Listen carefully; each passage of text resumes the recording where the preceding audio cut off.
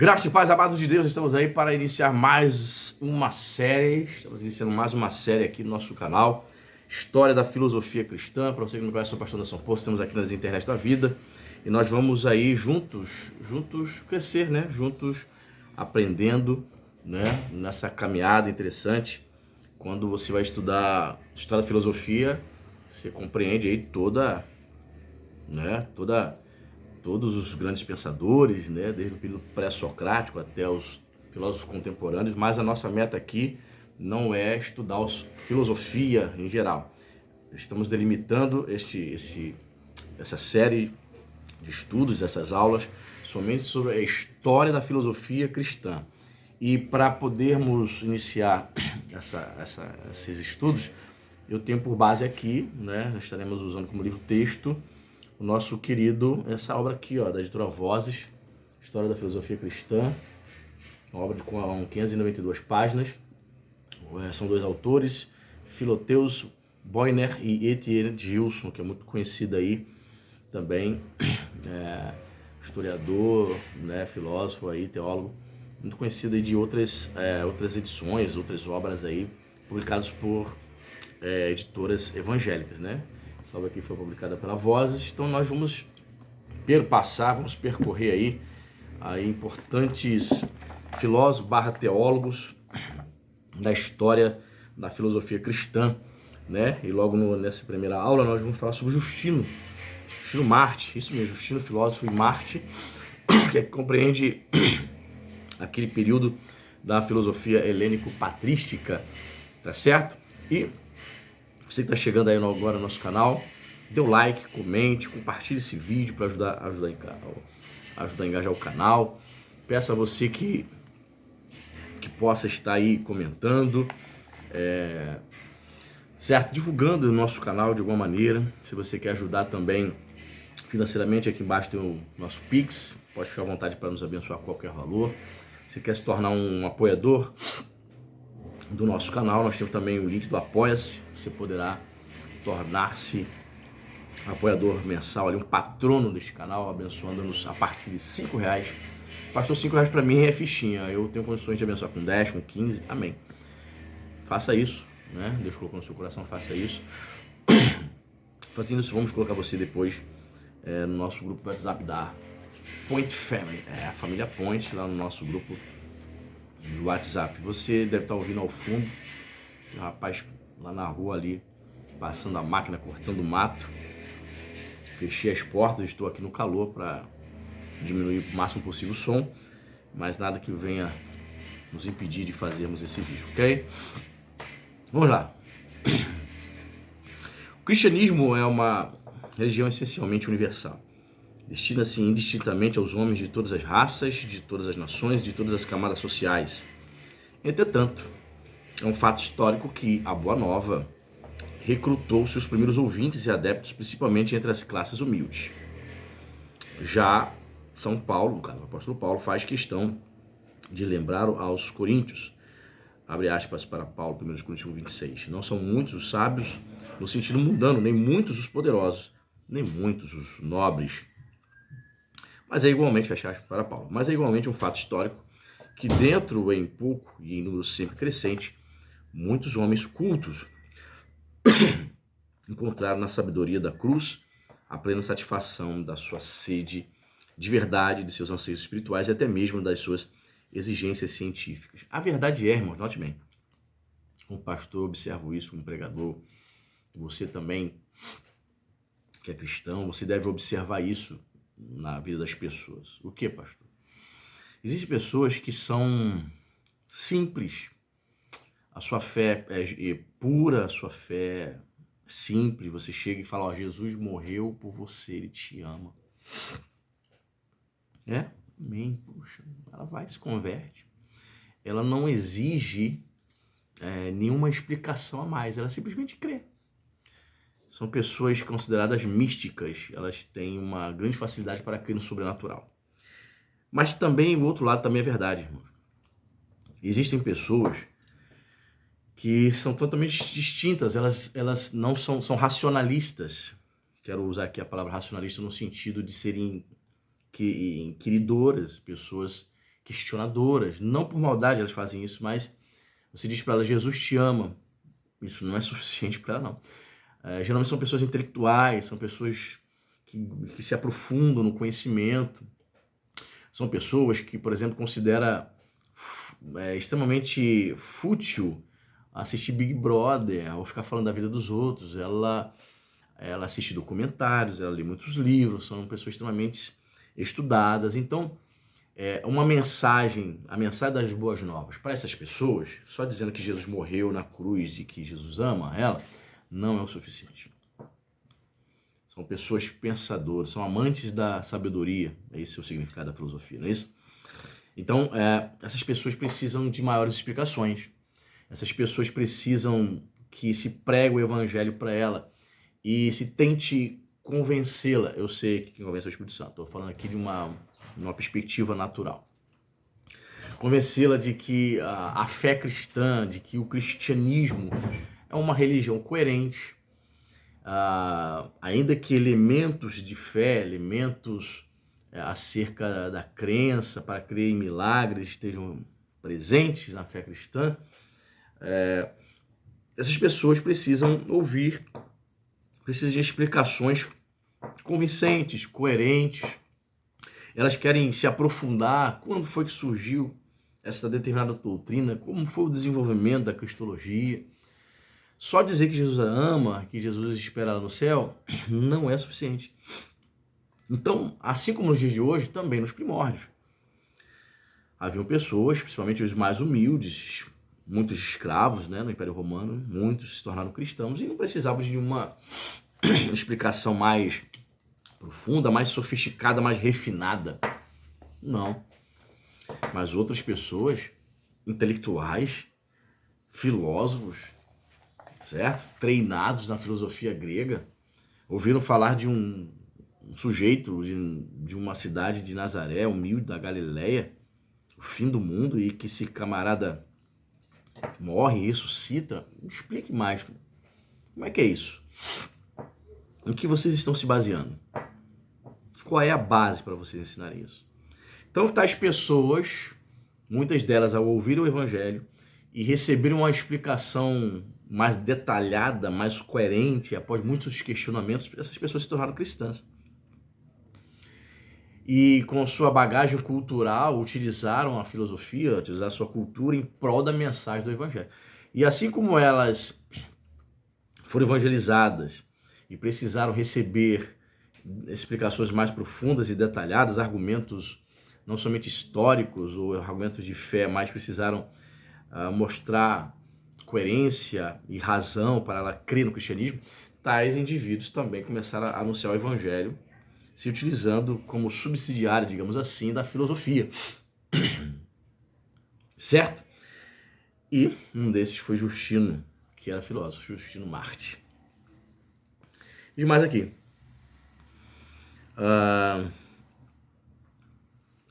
Vou voltar aqui. Mas é igualmente um fato histórico que em pouco e em número sempre crescente, muitos homens cultos encontraram na sabedoria da cruz a plena satisfação da sua sede de verdade, dos seus anseios espirituais e até mesmo das suas exigências científicas.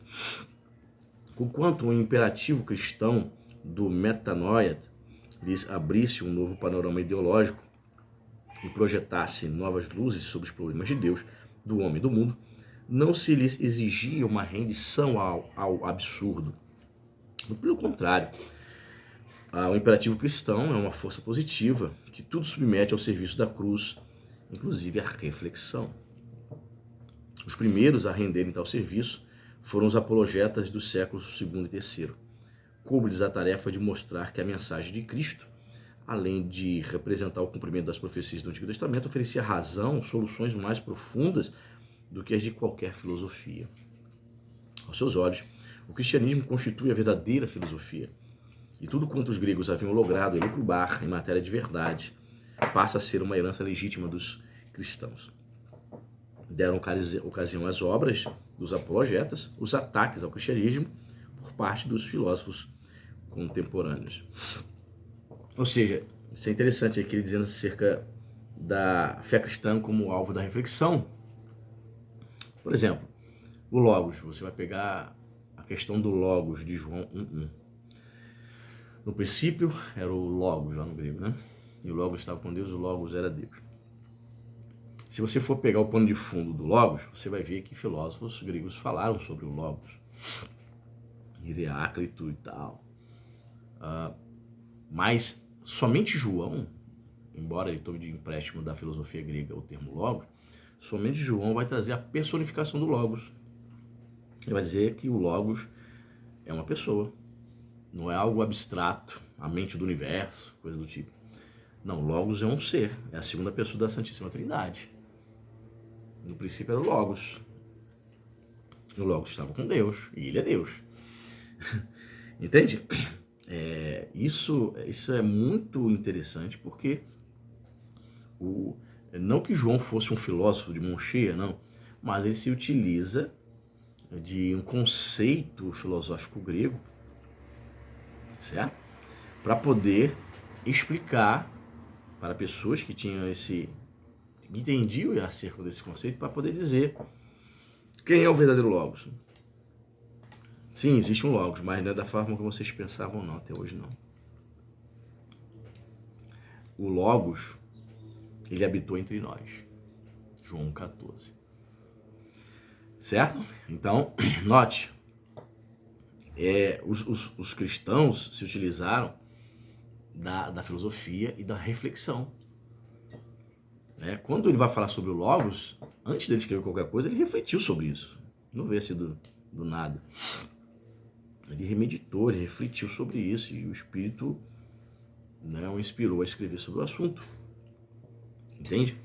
Então, existem pessoas que acham que a fé cristã, o cristianismo, melhor dizendo, é algo totalmente apenas para crer sem nenhum tipo de reflexão.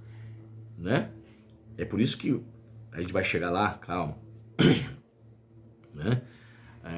Muitos teólogos, Tertuliano, por exemplo, ele foi contra a filosofia. A gente vai discutir essas questões posteriormente, ao longo das nossas aulas. Não gostava da filosofia, ele vai dizer, creio porque é absurdo, Ou seja, é um ataque direto aos filósofos que exigiam uma explicação. Isso é absurdo, por isso eu não posso crer. Um ser que ressuscita e ainda diz que é Deus, esse tal de Jesus. Aí Tertuliano vai dizer, creio, sim, creio justamente porque é absurdo, não preciso entender para crer. Também tem certo sentido, certa razão? Sim, porque quando a filosofia não consegue mais trazer nenhuma reflexão, não consegue explicar mais nada, sem dúvida a fé é o que vai nos sobrar e vai nos restar, e ela é suficiente para nós termos comunhão com o Senhor, Ele vai dizer também, atacando os filósofos, dizendo o que tem Atenas, o que tem a ver Atenas com Jerusalém, o que eles têm a ver. Ou seja, ele era contra, mas existiram outros filósofos cristãos que eram totalmente a favor dessa reconciliação ou dessa associação de filosofia e teologia. Então temos Justino Marte, filósofo, nós temos mais tarde na era medieval Tomás de Aquino, também certamente vai passar por ele, que ele tenta usar a teologia natural, a razão para explicar acerca de Deus. Que é interessante, não é irrelevante, sem dúvida, existem pessoas que acham que isso é irrelevante. Esse tipo de reflexão, tentar explicar para pagãos Deus usando a filosofia, isso é perda de tempo. Eles precisam apenas confiar e crer. É o que eu estou falando. Deus tem suas várias maneiras de trabalhar na vida das pessoas. Existem pessoas que você vai dizer assim, Jesus te ama, ela vai cair de joelhos prostradas para seguir Jesus. Outras pessoas não. Outras pessoas você vai ter que, dar aula para ela, palestra, tirar 50 mil dúvidas dela. É legítimo. Ela não é igual a outra. São seres distintos, singulares. Ninguém igual a ninguém. Então, algumas pessoas precisam, sim. Até existem muitos casos aí casos de ateus que se converteram após fazerem muitos questionamentos acerca da fé do cristianismo. E hoje são fiéis, apologetas. Escreveram livros, você tá vendo? Coube-lhes a tarefa de mostrar que a mensagem de Cristo, além de representar o cumprimento das profecias do Antigo Testamento, oferecia à razão soluções mais profundas do que as de qualquer filosofia. A seus olhos, o cristianismo constitui a verdadeira filosofia, e tudo quanto os gregos haviam logrado elucubrar em matéria de verdade passa a ser uma herança legítima dos cristãos. deram ocasião às obras dos apologetas, os ataques ao cristianismo por parte dos filósofos contemporâneos. Importa distinguir, porém, entre a simples ocasião histórica e as causas mais profundas desta literatura apologética. Sua razão mais profunda encontra-se no ideal da sabedoria perfeita a que todo cristão deve aspirar. Porquanto, no dizer de São Pedro, os cristãos devem estar sempre prontos a satisfazer a quem quer que lhes peça razões da esperança que os anima. 1 Pedro 3,15. Eu creio nisso. O cristão precisa estar preparado para explicar, ou para contar, ou para atender, ou para satisfazer. Estejam prontos para satisfazer, para explicar a respeito da fé de vocês, as razões da sua esperança. Qual é a ideia aqui? Que o cristão precisa saber. Não existe essa ideia de você chegar para um cristão e qual é a sua razão da sua esperança? Por que você segue o cristianismo? O cara, não sei, vou perguntar ao pastor. Não existe isso. A pessoa precisa saber explicar, ela precisa saber o mínimo. Nem todo cristão vai ser teólogo, mas todo cristão precisa saber o mínimo para poder explicar a razão da sua esperança, ser bíblico. Ou seja, todo cristão precisa ser treinado na palavra de Deus, precisa meditar na palavra do Senhor. E essa desculpa, não gosto de ler, não gosto de ler. Não gosto mais de ler. Já viu, os cristãos falam isso? Não tem nada de desculpa, você pode ouvir as escrituras, né, por áudio na internet, você pode ouvir palestras, aulas sobre vários assuntos, pregações, não tem mais desculpa até para aquele que é preguiçoso para ler, certo? Historicamente, as apologias têm sua origem nas calúnias e inverdades que então circulavam entre os pagãos a respeito da doutrina cristã e nas investidas de certos filósofos. Conhecemos os nomes de alguns desses filósofos. Primeiro, Fronto de Cirta, o mestre de Marco Aurélio, o retor Luciano de Samosata, cerca do ano 170, o platônico Celso, né, cerca de 178, e em época posterior, o neoplatônico Porfírio e o imperador Juliano, o apóstata. Né? Dentre os apologetas mais antigos, destaca-se a figura de Justino, cujas obras melhor se prestam para ilustrar os propósitos dos apologetas no que concerne a filosofia.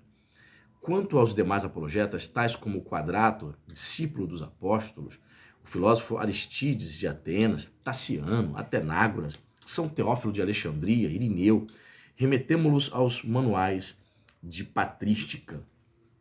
O interessante dessa obra, irmãos, é que quando você estuda a história da filosofia cristã, você também vai estudar o período da patrística, né? O período da patrística. É interessante, é importante que você possa também ler outras obras sobre o período da patrística, o que pensavam os grandes teólogos, filósofos desse período. E a gente vai passar também. Como que foi a vida de Justino? Justino, filósofo e mártir, como já lhe chamava Tertuliano, nasceu em Nablus, a antiga Siquém, na Samaria, no primeiro quartel do século II. Seus pais eram gentios. Já adulto, converteu-se ao cristianismo, provavelmente em Éfeso, após haver cultivado apaixonadamente o estudo da filosofia. Pôs-se a pregar a palavra de Deus, sem depor o manto filosófico. Quem vai citar isso foi Eusébio, né, história eclesiástica. E aí, muitos acusaram Justino mártir de nunca ter se convertido, justamente porque ele continuava usando o manto filosófico. Tem isso, né? Os caras julgavam ele, você não se converteu. Por quê? Porque você nunca fez questão de tirar esse manto filosófico aí. Mas, talvez se nós tivéssemos batido um papo com o Justino, ele poderia ter utilizado. Sabe por que eu não tiro isso? Porque isso aqui é um meio de eu me aproximar de pessoas que, como eu, intelectuais que são, elas podem me dar uma brecha para ouvir o Evangelho. Isso aí é uma discussão, né, queridos, que não tem fim. Para ele, de repente, foi um meio de continuar evangelizando seus antigos pares, né? Reuniu em torno de si um grupo de discípulos e fundou uma escola durante a sua segunda estadia em Roma. Sofreu martírio entre os anos de 163 e 167 d.C., na mesma cidade. É possível que ele, que tanto se ufanava do título de filósofo, fosse denunciado por seu colega Crescêncio, o filósofo cínico, a quem acerbamente combatera. Foi condenado à morte pelo prefeito Rústico no tempo de Marco Aurélio, que era filósofo também, né? Imperador Marco Aurélio. Ambos históricos. Conservavam-se as atas autênticas do seu martírio, ou melhor, conservam-se até hoje, né? O Papa Leão XIII incluiu-lhe o nome no missal e no breviário romano. Sua festa celebra-se no dia 14 de abril. Então, entre aí as igrejas, obviamente, católicas, né? A igreja católica, ela entende que Justino Marte é um santo, então celebram a festa dele em honra a ele, no dia 14 de abril. Quais foram as obras? Eusébio, né, na sua história eclesiástica, cita nada menos de 8 escritos de Justino, 3 dos quais chegaram até nós. As 2 apologias, né? Ambas endereçavam-se provavelmente ao imperador Antonino Pio, contém substância uma defesa dos cristãos, uma refutação dos erros dos pagãos e uma prova da verdade do cristianismo. Carece de um nexo interno rigoroso. A primeira apologia foi redigida provavelmente por volta de 155. A segunda não passa talvez de uma parte daquela. É possível, contudo, que se trate de uma obra à parte contra o Retor Fronto, escrita em 164 e 165. E a segunda obra é o Diálogo com Trífon, muito mais conhecida, né?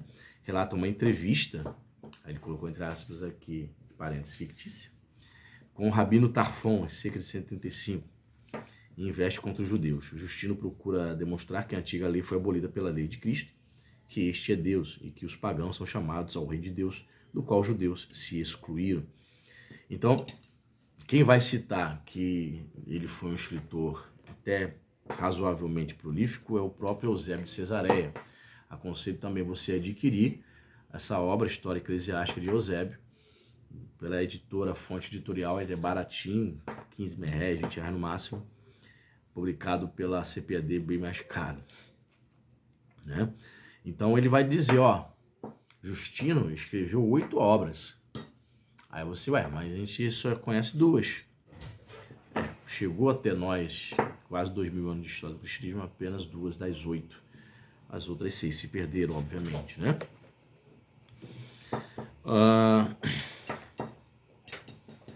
Sem ser grande estilista, Justino escreve, contudo, com sincera convicção. No Diálogo 58, lemos, abre aspas para Justino, citar-vos-ei os textos da Escritura. Renuncio a uma forma perfeitamente metódica de exposição, pois para tanto falta-me o talento. Não recebi de Deus senão a graça da inteligência de suas Escrituras. Fecha aspas. Interessante, né? A experiência filosófica de Justino. Justino fora pagão, passou sua primeira juventude em terras palestinenses. Talvez a história singular desse país despertasse ou fortalecesse aquele pendor religioso tão característico de sua idade madura. Era natural que um jovem gentil proveniente do âmbito cultural grego buscasse na filosofia a satisfação dos seus anseios espirituais. Para Justino, a filosofia é aquilo que nos conduz a Deus e nos une a Ele. Ele vai falar isso em Diálogo com Trífon. A dificuldade, porém, estava em escolher uma dentre as muitas filosofias que se lhe defrontavam. Você vai perceber que os primeiros teólogos, filósofos da patrística, muitos encontraram assim certa inclinação para seguir a filosofia de Platão, né? Havia assim, muitos pontos em que a doutrina cristã convergiam, né, junto com o platonismo. Até aquele momento ali, da Idade Antiga, os períodos da patrística, você não vai ver nenhum filósofo cristão se aventurando a tentar conciliar a filosofia aristotélica, por exemplo, com o cristianismo. O cara que vai fazer essa proeza, a gente vai ver mais tarde, em outros vídeos mais à frente, quem é? São Tomás de Aquino.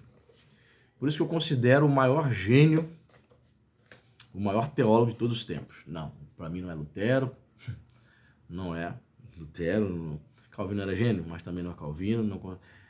Segundo lugar eu considero Agostinho, primeiro lugar eu considero Tomás de Aquino, porque ele vai conseguir, ali no século XIII, o que em 1000 anos de cristianismo, mais de 1000 anos, ninguém tinha conseguido se aprofundar, né? E ele conseguiu, que foi utilizar uma filosofia que ninguém se inclinava, nenhum cristão se inclinava para poder utilizá-la, para poder pregar o evangelho, ele conseguiu. Certo? Que mais aqui? Então, 25 minutos de vídeo, tá de bom tamanho, para a gente não ficar muito longo.